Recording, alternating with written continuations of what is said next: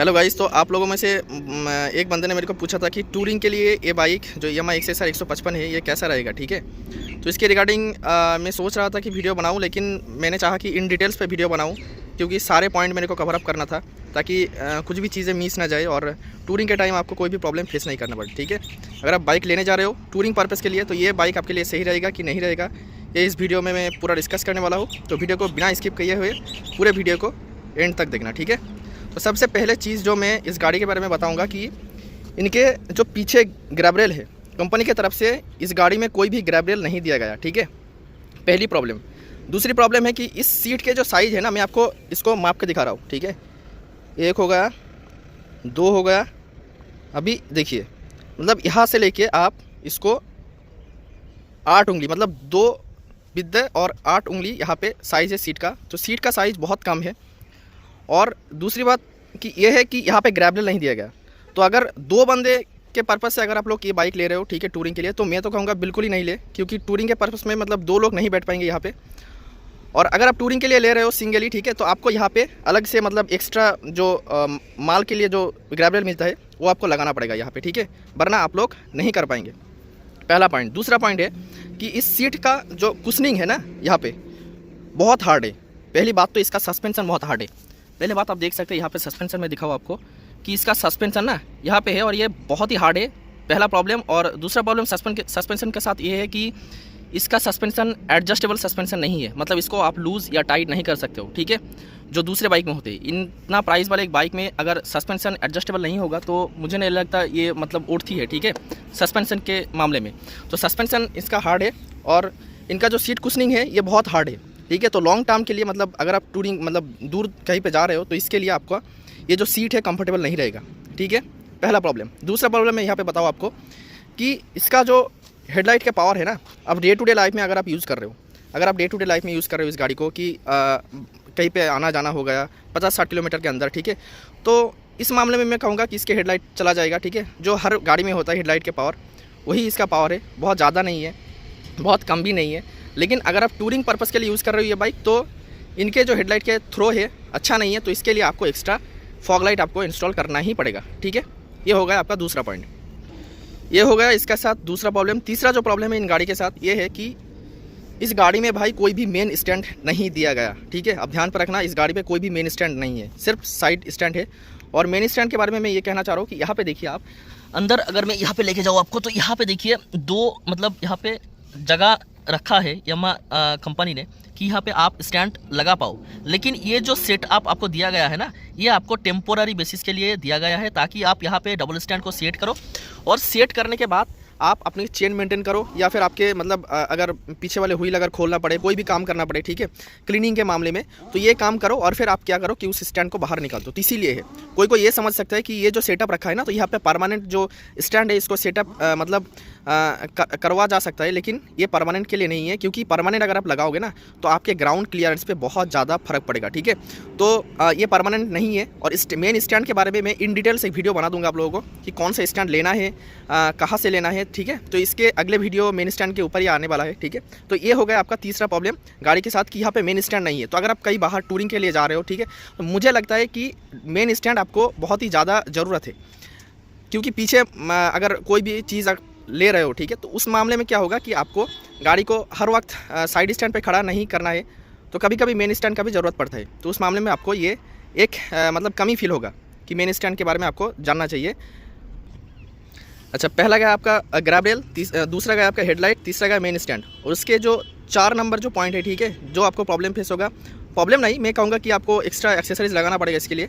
यहाँ पे कोई भी गार्ड नहीं दिया गया है। पहली बात, यहाँ पे कोई भी क्रैश गार्ड नहीं दिया गया है। देखिए ये जो फ्रेम स्लाइडर है ना, ये मैंने अलग से मतलब बाहर से लगाया। ठीक है, तो इसी के मतलब फ्रेम स्लाइडर अगर आप लगाना नहीं चाहते हो तो यहाँ पे एक फुल क्रैश गार्ड मिलता है। अगर आप टूरिंग के पर्पस में जा रहे हो तो मुझे लगता है कि टूरिंग के पर्पस में अगर आप जा रहे हो तो आपके लिए एक फुल फ्लेज्ड क्रैश गार्ड लगाना मेरे लिए मुझे लगता है कि हाँ चाहिए, आपको लगाना चाहिए। ठीक है, आप अगर डे टू डे लाइफ के लिए यूज़ कर रहे हो तो आपके लिए वो जो भारी वाला क्रैश गार्ड है वो लगाने की कोई ज़रूरत नहीं है, क्योंकि उस पर वेट बढ़ता है और उसके वजह से क्या होता है कि माइलेज भी आपका थोड़ा सा घट जाता है और काम मतलब लगभग फ्रेम स्लाइडर की बराबरी होता है। ठीक है, लेकिन अगर टूरिंग के पर्पस में ले रहे हो ना, तो उन मामले में आपका क्रैश गार्ड मुझे लगता है कि ये बहुत ज़रूरी है। ठीक है, तो ये हो गया आपका चौथा पॉइंट। और जो पांचवा प्रॉब्लम इस गाड़ी के साथ है, देखिए मैं यहाँ पे बैठा है मेरा दोस्त, ठीक है। तो यहाँ पे जो सबसे एक प्रॉब्लम है कि जो छोटे हाइट वाले हैं ना, उनके लिए ये गाड़ी मतलब सूटेबल नहीं है। अगर आप 5 के नीचे हो, ठीक है, 5 फीट 5 इंच के नीचे हो, तो ये गाड़ी आपके लिए सूटेबल नहीं है, क्योंकि इनका जो सीट हाइट है ना 8-10 mm है इसके आसपास। तो जो थोड़ा सा हाइट 5-6 या 5-7 के ऊपर है, उनके लिए बहुत अच्छा है। आप देख सकते हो कि ये गाड़ी लेके यहाँ पे खड़ा हुआ है, बिल्कुल इनके पीछे के जो पैर है ये थोड़ा सा उठा हुआ है। आप इस साइड भी देख सकते हो कि पैर थोड़ा सा उठा हुआ है, ठीक है। और ये बिल्कुल मतलब एक प्लेन जगह है, तो इसके बाद भी गाड़ी मतलब थोड़ा सा ऊपर आ रहा है। मेरा जो दोस्त बैठा है इनका हाइट है 5'6", तो 5'6" के हाइट के हिसाब से आप देख सकते हो कि ये हालत है। अगर 5 फीट 5 के नीचे अगर आप हो, तो उस मामले पे आपको गाड़ी को मतलब चलाते हुए बहुत दिक्कत होगा हाइट के मामले में, ठीक है। और एक बात इस गाड़ी में ये प्रॉब्लम है कि आप देख सकते हो इनके जो सीटिंग पोस्चर है ना, आप यहाँ पे थोड़ा सा देख लो, सीटिंग पोस्चर जो है ये थोड़ा सा स्पोर्ट्सी टाइप चला जाता है। मतलब ये आपके टूरिंग पर्पस के लिए नहीं बनाएगा, ये कोई क्रूजिंग बाइक नहीं है। पहली बात तो ये आप गाड़ी लेने से पहले ही ये चीज़ें सोचना चाहिए कि ये कोई क्रूजिंग बाइक नहीं है, ये एक कैफ़े स्क्रैम्बलर टाइप का मतलब बाइक होता है ना, तो इस टाइप के एक बाइक है, ठीक है, जो कैफ़े स्पोर्ट्सी टाइप का। तो इसका सीटिंग पोजीशन पे क्या होता है कि हैंड थोड़ा सा आगे की तरफ झुकता है, ठीक है। तो आप जब लंबे टूरिंग पे जाओगे ना, तो यहाँ पे आपके हैंड पे ना थोड़ा सा प्रेशर फील होगा इनके पोजीशन पे। तो आपको क्या करना है, आपको इसके लिए एक्स्ट्रा यहाँ पे जो हैंडल बार होते हैं ना, इस हैंडल बार यहाँ पे हैंडल बार राइज़र मिलता है इसका, वो लगभग 700-750 के आसपास मिल जाता है। तो आपको यहाँ पे क्या होगा कि हैंडल बार राइज़र आपको एक लगाना पड़ेगा। अभी देखिए हैंडल बार राइज़र जब आप लगाएंगे यहाँ पे, तो आपका क्या होगा, मैं आपको एक चीज़ प्रॉब्लम बता रहा हूँ यहाँ पे कि हैंडल बार राइज़र जब आप लगाएंगे ना, तो ये जो ग्लास के जो वायर है, ठीक है, ये आपके लिए थोड़ा सा शॉर्ट पड़ेगा। आप जब हैंडल को इस तरीके से घुमाएंगे या फिर घुमा के जब मतलब कोई बैक पे आप मोड़ लेंगे ना, तो यहाँ पे क्या होगा कि क्लाच वायर आपके लिए थोड़ा सा शॉर्ट पड़ेगा, जो कि क्लाच वायर यहाँ पे आता है। आप देख सकते हो कि यहाँ पे क्लाच वायर आ रहा है, ठीक है। तो ये थोड़ा सा शॉर्ट पड़ेगा, तो आपको क्या होगा कि ये क्लाच वायर आपको चेंज करना पड़ेगा। पूरा क्लाच के मतलब जो पूरा वायर है ना, इसको नहीं चेंज करना पड़ेगा, लेकिन इसके अंदर जो बिल्कुल मैं आपको दिखा पा रहा हूँ कि नहीं, ये इसके अंदर जो छोटा वाला वायर है ना, इसको आपको चेंज करना पड़ेगा अगर आप हैंडल बार राइज़र लगाते हो, ठीक है। तो यही डिटेल्स मेरे को देना था इस गाड़ी के बारे में। अगर आप टूरिंग के पर्पस में ले रहे हो, तो ये गाड़ी मैं आपको रिकमेंड नहीं करूँगा टूरिंग के पर्पस में, क्योंकि इस गाड़ी में बहुत ज़्यादा प्रॉब्लम है टूरिंग के पर्पस। देखिए आप गाड़ी जब लेने जा रहे हो ना, तो आपको गाड़ी लेने का पर्पस समझना चाहिए कि आप कौन सा पर्पस में लेना चाह रहे हो। आप तो स्प्लेंडर लेके भी आप टूरिंग कर सकते हो, ठीक है, स्कूटी लेकर भी कर सकते हो।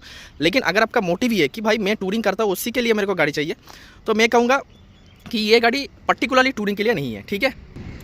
अभी देखिए टूरिंग के लिए एक जो प्रोज़ इस गाड़ी में, एक ही जो प्रोज़ है सबसे अच्छा, ठीक है, कि भाई इस गाड़ी के माइलेज ना बहुत ही अच्छा है। मतलब मुझे लगभग आपका 50 के आसपास माइलेज मिल गया। आप इस गाड़ी को ना कितना भी ख़राब चला लो, मतलब कोई सा भी ख़राब रास्ते पे चला लो, कितना भी चला लो, आपको 40 का माइलेज देगा ही देगा, ठीक है।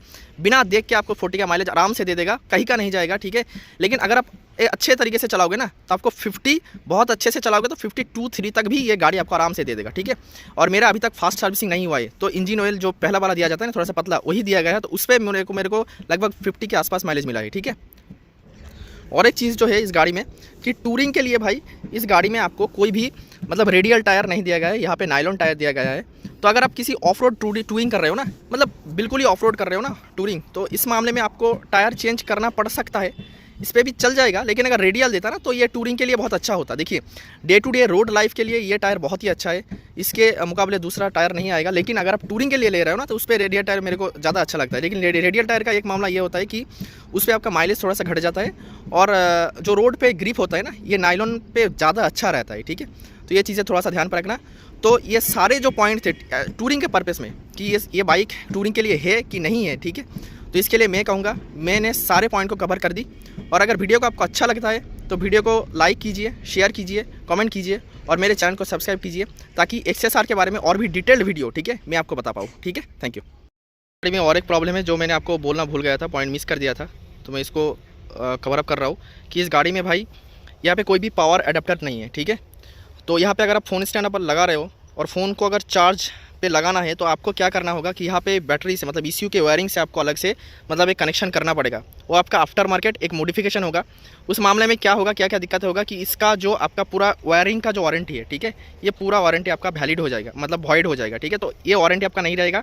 अगर आपके बाद में अगर मीटर ख़राब हो जाता है, अगर आप इंडिकेटर का कोई प्रॉब्लम हो जाता है, अगर कोई सा भी वायरिंग का प्रॉब्लम हो जाए, तो ये आपको नहीं मिलेगा। ये बहुत ही बड़ा दिक्कत है, तो इस पॉइंट को आप ज़रूर ध्यान पर रखना, ठीक है।